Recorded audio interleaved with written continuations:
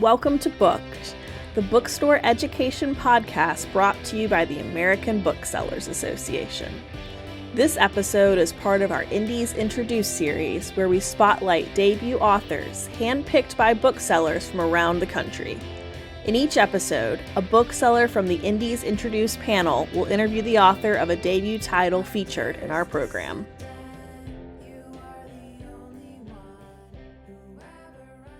Hi, I'm Grace Lane from Linden Books in Los Altos, California, and I'm here with the ABA and one of our Indies Introduce authors for Summer Fall 2025, Joanne Yi. Joanne grew up in Orange County, California, and currently resides in Los Angeles. She graduated from the University of California, San Diego, and holds an MFA in creative writing from Antioch University. When she's not writing, she enjoys baking, horror films, Korean dramas, and spicy food correctly. You can visit Joanne online at joanneyi.com and on Instagram at writingjojo. Hi, Joanne. Hi, thank you so much for having me today. I'm so grateful to be here. Well, I really loved All the Tomorrows After, as you know. It was probably my favorite book that I read for Indies Introduce, and I read some really good books. So thank you for writing it. Well, thank you for reading. So I guess let's just go ahead and jump in. Mhm. I know you have an MFA in creative writing, obviously, we just talked about that. But how did you know that that's what you wanted to do, that you had something to say that the world needed to hear? Thank you for your question. Like a lot of people in this field, I knew from a young age that I wanted to be a writer. All of my hobbies revolve around stories. I always planned to study writing in college, but as life goes, I ended up on an entirely different path. And this roundabout journey actually made me realize what I was missing, compelling me to return to writing. And I still question whether my words are needed or if they are contributing anything to an existing conversation. My hope is that they might touch someone in some way, as some of the wonderful books I've read over the years have touched me. Well, obviously, I think that you have achieved that, yes. And I'm excited to see what comes next from you. Thank you. One of the things that I really loved about All the Tomorrows After is its sense of place. And I don't know that this would hit as hard for someone who's not from California or hasn't spent significant time in Orange County. I was the only person from California on this Indies Introduced panel, so they just sort of had to take my word for it when I said that. Um, but it really captured the regular side of the OC. Like we hear about like Newport Beach and we hear about Anaheim and Disneyland and all of that, but the OC is actually like a pretty big place and it has just like normal towns with normal people doing their thing. And then you also like have the bit about LA and how how much fun it is to drive to LA. And also just like the high school experience. Like to me, it really captured high school in California. So I was really curious if that was something that you actively had to work on, or if it was just you writing what you know as someone who was raised there. First, I'm so happy this sense of place came through, especially for a fellow Californian. I grew up in several parts of Orange County and LA, so a lot of the setting and winter's experiences in the book do intentionally reflect what I know. I wanted to pay homage in a way to the places that informed my adolescence, such as the huge public library, the beach, and the Korean markets and restaurants, to name a few. I will say that writing a fictional suburb based on an existing one was an interesting experience. While I wanted to stay true to reality, I also had the freedom to veer far from it if I chose to, and not many people would have known. Ultimately, though, my priority was to try to maintain the unique spirit of the area with the people and the culture that make it so, and that wasn't a chore at all. I love that. I love that so much. One of the things that actually really struck me about just how you wrote the book, and one of the things that I really loved was that there's not really very many white people. And I like, for me personally, growing up here and spending a lot of time in various parts of California, it's like that tracks. That makes so much sense. Like that all of her friends would also be Asian, that she's working at businesses that, you're just not going to have a lot of white folks at. And like that's her life as someone who's the daughter of an immigrant. And I really appreciated that because I feel like you don't see it enough in books. And I think that's really important for kids and teens and young adults to see reflected, that like that's the life that they've lived. And I just loved it so much. Thank you. I really appreciate that you picked up on that because when I was growing up, I also didn't see too many books that had so much diversity or had a lot of minority characters. So thank you. I'm glad. Huh. Now to get to like the, the really hard questions. um your book explores a lot of the different kinds of grief that we can experience in life. Obviously, the really big stuff like parental abuse and neglect and death and lack of secure housing and food. But it really like did kind of, I don't want to use the word celebrate because that's not the right vibe, but you really embraced as well the smaller griefs that we experience every day, especially as teenagers. You know, friend stuff, like navigating that, like being a teenager, trying to figure out how you work a job when you haven't really had someone to walk you through it. Dating someone, sleeping with someone. It just felt to me that you were so excellent and in your very like sparse chapters and narration too. Like it was really amazing for me that you just wove all of these things into Winter's life. Like everything to do with her friends and June and her family. It was so perfectly done. And so it really like obviously you're incredibly talented, but I also wanted to know like did you have to consult with anyone? Did you want to consult with anyone, like a social worker or a Um, psychiatrist or someone? these are such thoughtful questions. I love it. Um, for this book, I didn't actually consult anyone, but I was inspired by characters in different books and Korean dramas because, as you know, I do love them. I love characters who are searching for a home and belonging.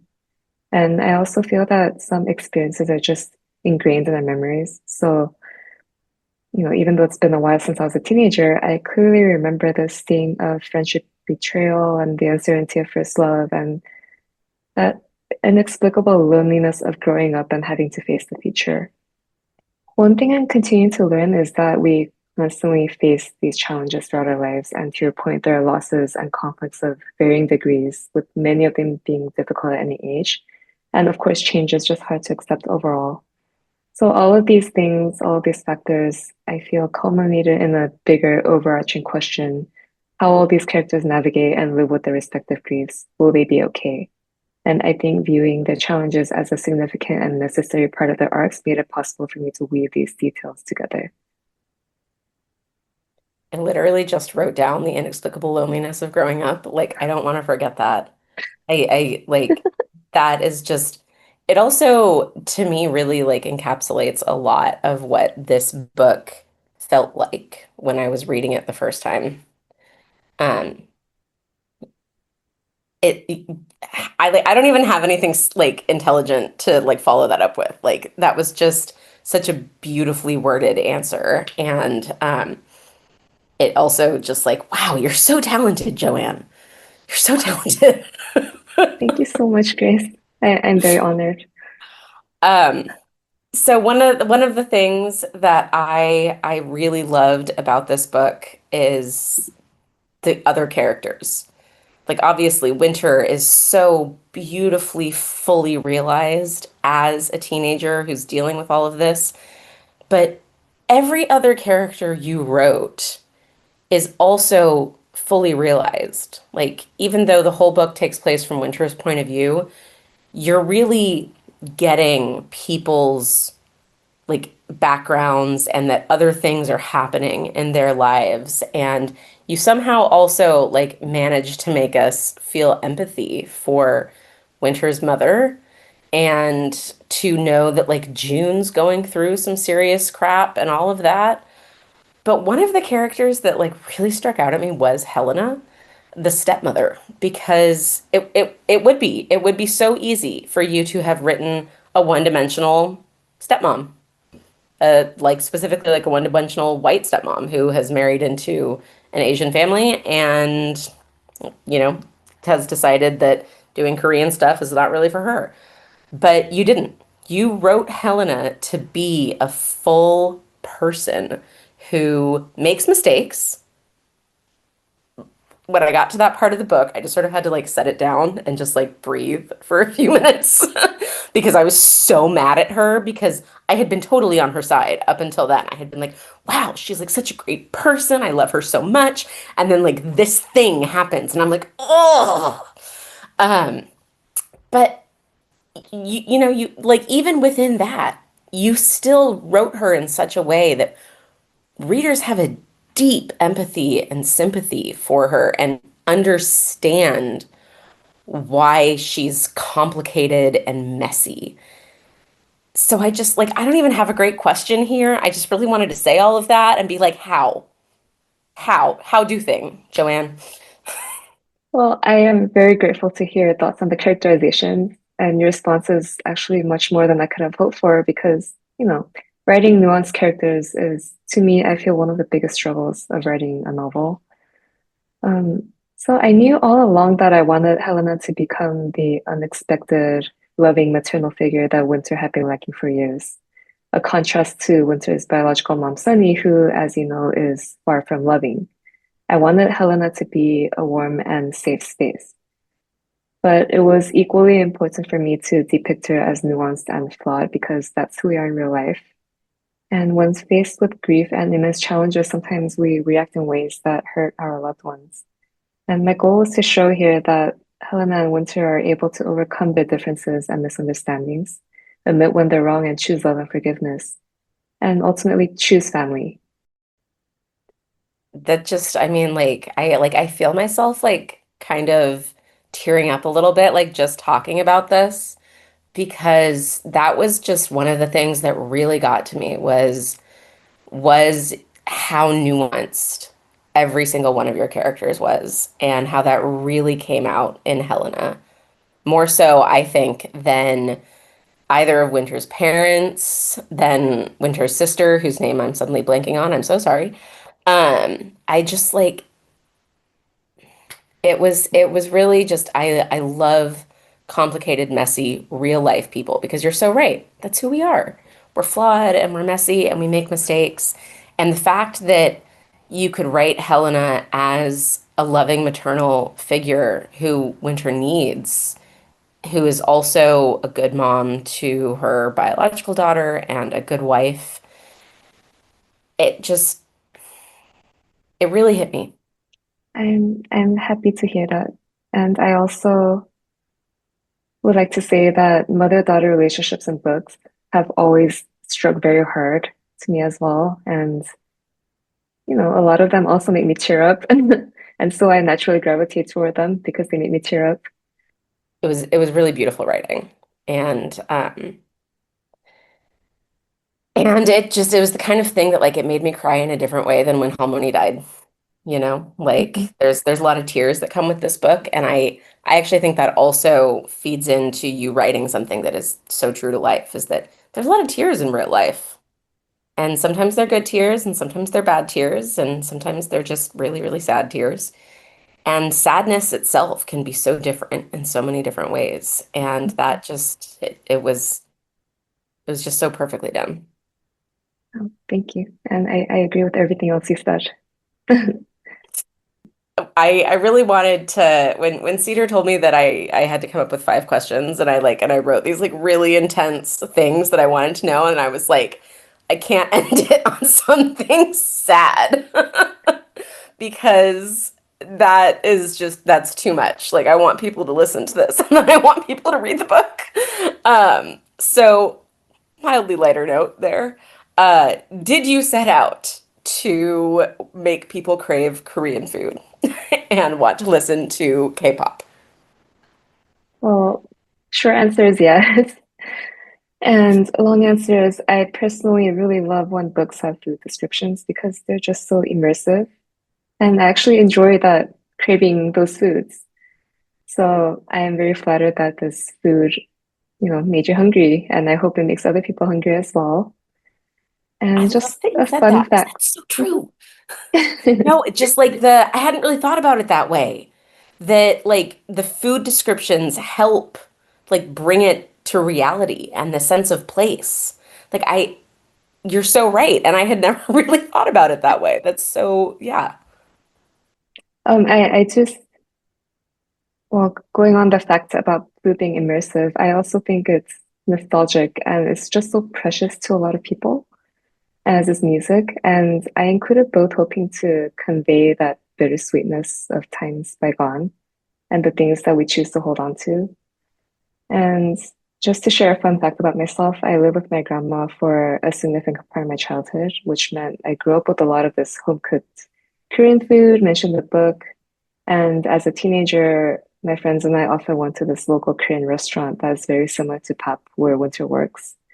And I really wanted to make the effort to capture those memories and just put it on the page and give shape to them. I love that. It it really contributed to the sense of place as you were saying, but it also just like, yeah, I mean, when we think about like food and music and smells and feelings and stuff like that really brings us back to places. So you're Mhm. right that like specifically including that in a book is going to hit us in an entirely different way, I think.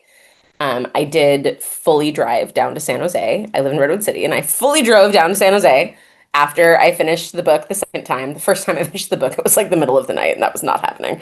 But after I finished the book the second time, I drove down to San Jose and I got myself some Korean food. And now there is a place mildly closer between me and San Francisco. Um, and it was so worth it. So worth Well, it.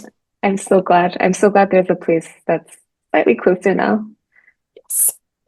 I one of my best friends is hugely into K-pop, just like massively. So I have a lot of like weird K-pop knowledge for someone who doesn't actually listen to much of it myself.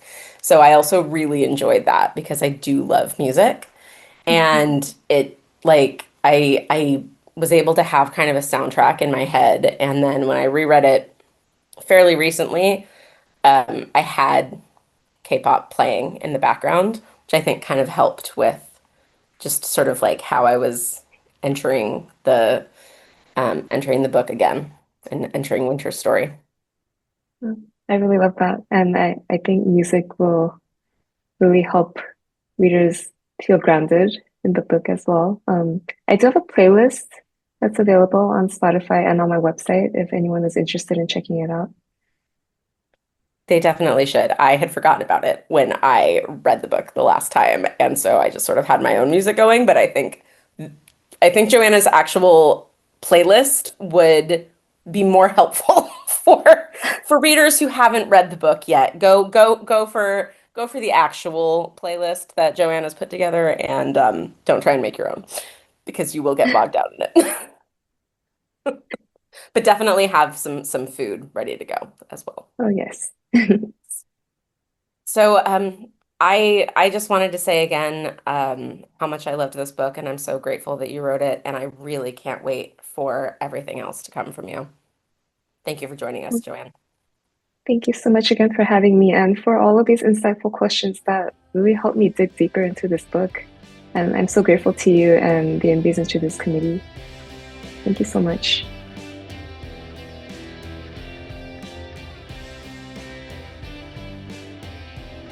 Thank you for listening to Booked, the bookstore education podcast brought to you by the American Booksellers Association.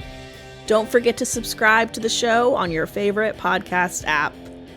Additional educational resources can always be found on the ABA site at www.bookweb.org. Happy reading!